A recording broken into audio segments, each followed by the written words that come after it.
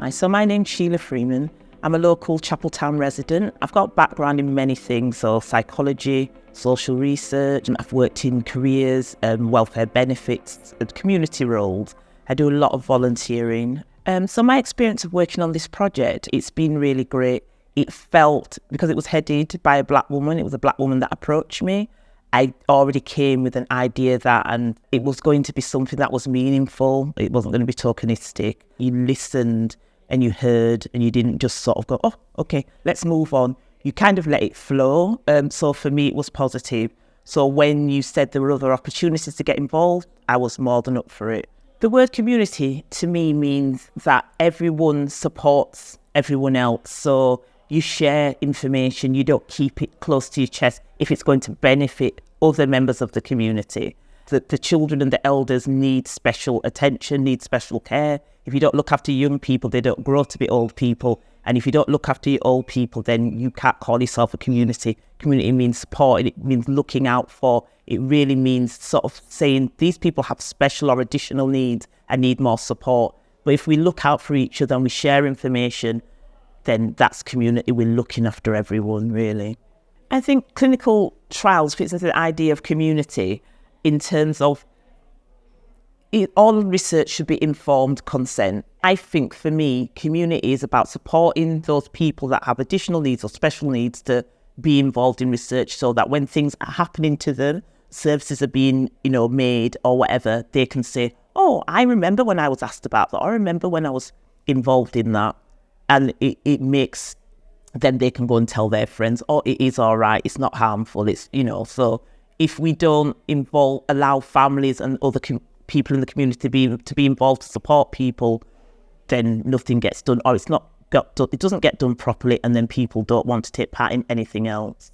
I don't know of anyone that's had a negative experience. However, I have had times with my mum's been invited to trials, and they were definitely more invasive, a little bit more talking around sort of her feelings around health issues, and the information was very dense. And my mum is a person, she's kind of reticent to do those things anyway. I think sometimes with my mum, I think she'd want to believe that there was nothing positive that would come out of it. And then her having a bad experience would only cement that. So with my mum in particular, it's come from, I think, lived experience. My mum's had some, and I don't think she'd mind me saying that she's had some times where she's been let down by the NHS, and so I think she's got a very negative experience now she never used to have, and that she just sees it all as one entity, and so she's like, what do they kind of want to know this for? I find that from people that I know, they as I said, thinking that all departments, if it's just anything that's to do with hospitals or trials, they see as NHS, doctors, and if they've had a positive experience, they may think, oh, I'll get involved. If they've had negative, and a few people that I know have had, just because of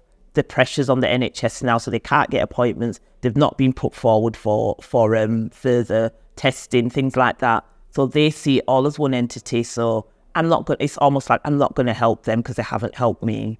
And I've heard that. So, yeah. I would say the message to clinical trial unit researchers like yourself would be exactly to do more of what you've done on this, to come out to communities, come to people's localities, listen, make it less formal, but pull it back when you need to.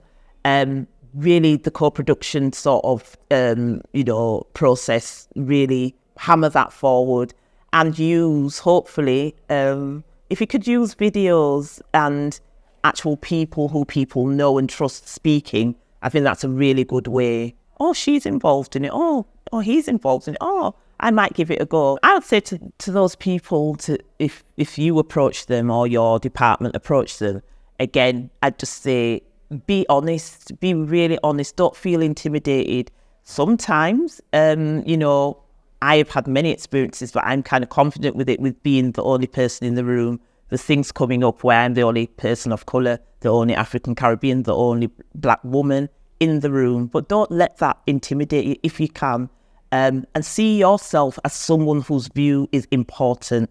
So working with the Leeds Institute of Clinical Trials Research for me has been an eye-opening one. It's been different from a lot of different research things that opportunities that I've taken part in terms of, I think you've really reached out to us on a personal level. For me, I've had conversations about some things that have been sort of stressful for me with it, but you've always answered it, or Abigail's answered it, and I felt that you've, again, heard me. It wasn't just, oh, I'm just going to say, oh, I don't really know the answer, or I'll get the answer back to you, and then you haven't followed up. You've always followed up. So for me, I feel confident.